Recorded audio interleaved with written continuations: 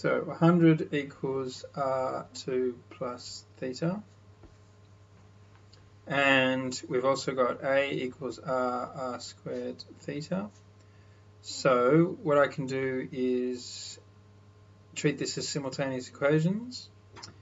I'm going to say, using this, that 100 over r equals 2 plus theta. Therefore, 100 over r minus 2 equals theta. Therefore, I can rewrite this. A equals half r squared 100 over r minus 2. And I can just tidy this up. So I'm going to multiply the bracket out once with the half. So it's now 50 over r minus 1. And now I'm going to multiply the bracket out using the r squared. So it's 50 r squared over r minus r squared, which is 50 r minus r squared, which I think was what they wanted me to show.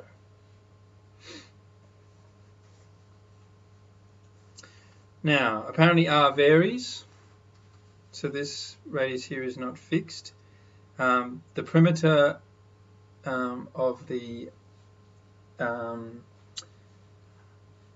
whole shape is not fixed. They haven't mentioned that, so assuming it's still going to be 100, which means you could either have a really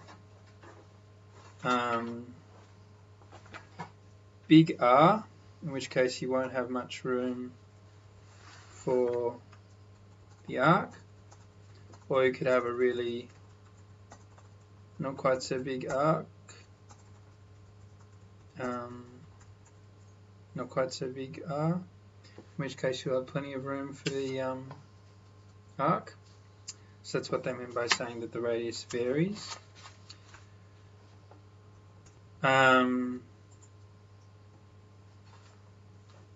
Okay, so part B1 says they want the value of R for which A is a maximum and show that it is a maximum. Okay. Well, let's do a graph of this. So it would be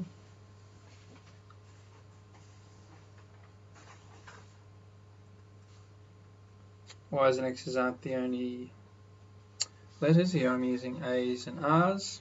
A plays the normal role of Y and R plays the normal role of X. So what's the best way to graph this? I'm going to graph this using intercepts. So 50R minus R squared equals 0. So that's R. 50 minus R equals 0. So R equals 0 or 50. And in fact, that's my y-intercept as well. If you make R equals 0, you get A equals 0. So this is my graph.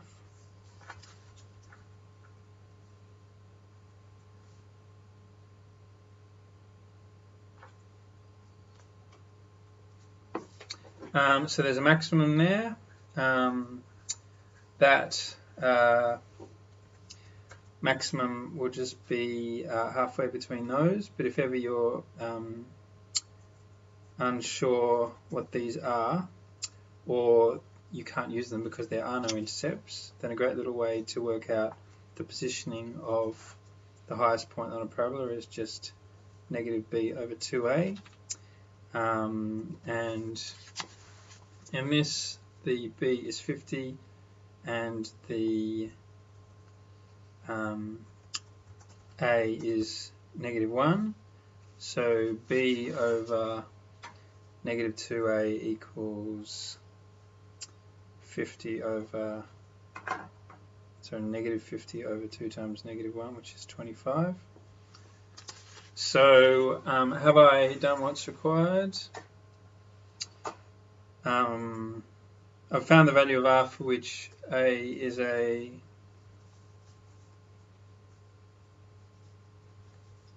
maximum.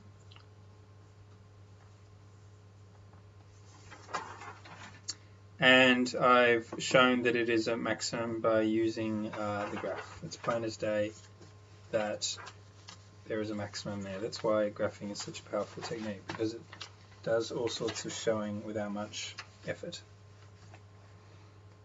Now the value of MON for this maximum area. So back to the diagram. The maximum area is given by the formula we had before. So the actual maximum area is given by this fellow. So it's 50 times 25 minus 25 squared, which is 25, 50 minus 25, which is 25 squared, which is 625.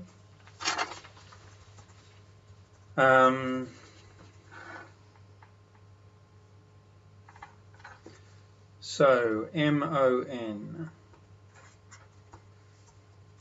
Okay, well, this is the maximum situation when that's 25 and that's 25, and that would be 25 theta because that's r theta.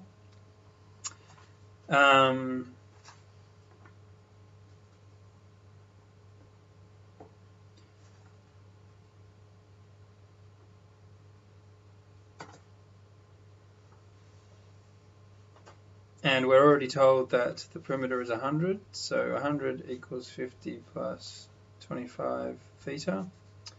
So 75 equals 25 theta, so theta equals 3. I've solved that using the